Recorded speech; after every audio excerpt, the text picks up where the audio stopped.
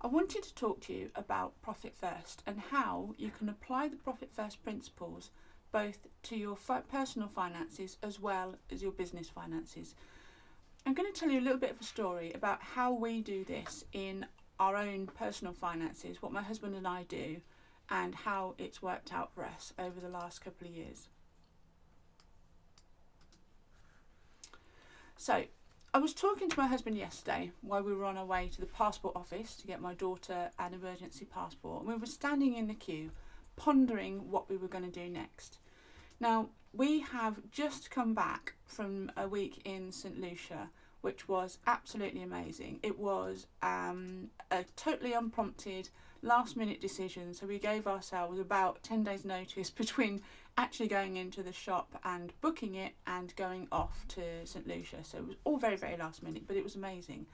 But my point is that we had the funds to do that because for the last year we've been building a fund pot in our personal finances. So in our business we waterfall all the cash into various pots, including a profit pot. And in our personal finances we bring all the cash in and I waterfall it in exactly the same way. So we don't have a waterfall account for personal taxes because we pay that from the business and just account for it as a dividend in the following year. So the business takes care of the taxes, but what we do in our personal funds is make sure that we've got enough to pay our mortgage and our bills, so we have like an expenses pot in the same way. It's really a household pot. We're saving for a new car or the deposit on one, so I'm waterfalling cash into a car pot, and we've got cash going into a fund pot which is indiscriminate. It has no purpose, no point, no objective. We've just been putting cash aside. So we could have used it to pay off debt, we could have used it to invest, put in an ISA, we could have done all sorts of things with it, but this is in addition to the profit pot that we have in our business, because it's already stuff that we're taking out of our owner's pay and we're waterfalling into our business, into our personal finances. So what we did after January, which was quite busy, the UK tax season was quite busy this year for us, so we decided we were going to have this holiday to celebrate our 24th wedding anniversary. So yesterday, having spent an hour and a half driving to the passport office, it was wet, it was rainy, it was miserable weather. We had to walk around Peterborough for about half an hour beforehand because we were early for our appointment. We wanted a coffee, we didn't know where to go, we got wet, hair got frizzy, it was a mess. So we decided that we needed to start thinking and planning ahead for what we're going to do next year. And for our 25th wedding anniversary, we want to go to the Maldives. Now, St Lucia is here in costs, the Maldives is right up here for costs. So not only do we want to take us to the Maldives, we want to take our kids there too. So they're adults, they're fully grown up with jobs of their own. So we might pay for half of theirs and encourage them to profit first their own finances and contribute to a holiday in the Maldives. So we've got a year to figure this out, right? So we know what our target is, we know what we've got to achieve.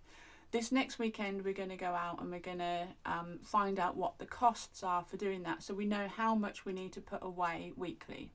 Now we're going to start waterfalling cash weekly, not monthly, so that we know that cash is going to be there ready for the holiday in a year's time. So we're trying to plan ahead. We've got to be able to have money for contingencies. We've got a 12-year-old dishwasher which is working fine, but the internal trays are starting to crumble a little bit. So we know at some point we're going to have to buy a new dishwasher. We want to buy a new car this year. That's what the car pot is for. So maybe we'll have money left over from that when we buy it. Or lease it. Haven't decided on how we're going to finance it yet. So that's another thing that we need to think about.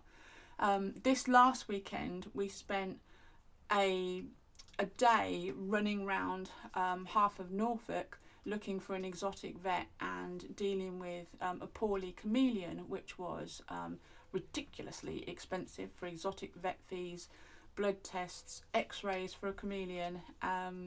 He's part of the family, so it's really important to keep him healthy, but I wish I'd insured him first. So that's something else we need to plan ahead for. And we have a 16-year-old Cocker Spaniel who we love dearly and would harvest our own lungs for, if needed be. It's so there are things that are coming up, and there are contingencies that hit every family. So in our personal finances, we have what we call profit first-ish. We've been doing it for years. We've been profit firsting our business for a long, long time. And we've been profit firsting our personal finances, but we're a little more relaxed in our personal finances. So we have multiple bank accounts, and we have them cash waterfalling every Friday, so I can see them popping up, and I can see the funds growing. And then my husband and I look at these on a weekly basis to make sure that we're still on track with where we want to be, make sure we haven't got an emergency coming up. And this is where we are more relaxed about things. So in our business, we absolutely don't touch the tax accounts, for example. Never ever touch the tax accounts. The tax accounts are for tax and for absolutely nothing else.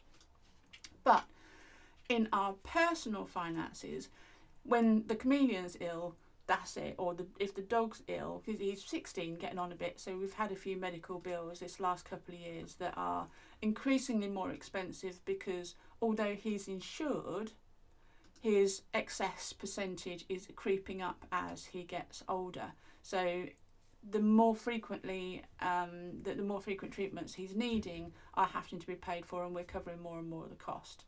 So, but we love him. We're his world. He's our world. So we'll do what we can to keep him as happy and comfortable and possible. And you can see him at the door in the corner there. He knows my son's just come downstairs, which means that there might be some dinner on the way or some breakfast on the way. So we're very, very keen about managing our expectations and managing our profit first, but we're much more relaxed. So if something comes along, then we just deal with that in our personal finances, and we're a bit less strict. But one of the things that we do, for example, is when we make a conscious decision for a smart spending decision, if we make a conscious decision, say not to go to a restaurant, or not to go out for the evening, or not to spend money on McDonald's or Costa, and we go home and prepare something instead, we physically transfer that money from our household account into our fun pot, so that the cash has physically moved over, and we're almost sort of physically rewarding ourselves for making that better spend decision. One of the other things that we do is we bind our goals. So this year, for example, we decided that we would join David Lloyd Gym, which in itself is really expensive, but to pay for that, we are not doing the twice weekly, thrice weekly takeouts that we were probably doing before. They might have been healthy takeouts, but they were still extraordinarily expensive takeouts when you eat out 2 or 3 times a week. So we bind our goals. So we want to save money, we want to get fit.